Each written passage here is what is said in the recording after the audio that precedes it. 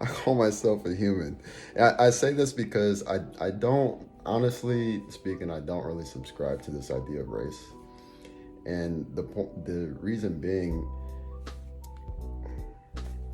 a person can have a light skin color, but then exemplify the values and principles of a culture of dark skinned people, and vice versa. When I'm asked that question, like for me, it boils down to, okay, what values does this person hold? Kind of like, for example, if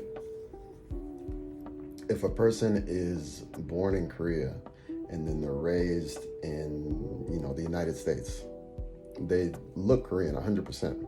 But if you're raised in like rural Minnesota or rural somewhere, you're gonna pick up the values of that household of which you're raised in. Then you become like that person. You'll become American, or you'll become whatever values or principles that household that held that household together. That's what you become.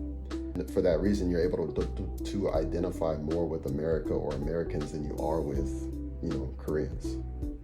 It's not a judgment on anyone. I'm just trying to, look at this, give a very objective example. Excuse me.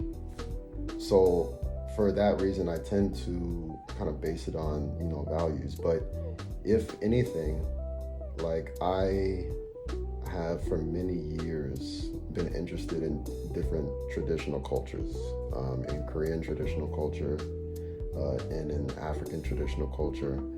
And it's kind of interesting because once you kind of delve into traditional cultures, you see around the world just how much they're connected. There are some very basic principles, like any culture you go to, people will have a reverence for their ancestors, like the people that pass away before them, and they might have some ceremonies in order to honor those people.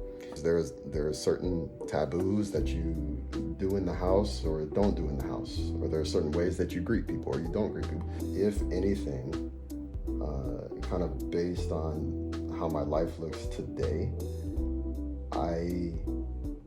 I would say that I'm maybe closer to African, and I know a lot of traditional Korean customs and maintain those as well.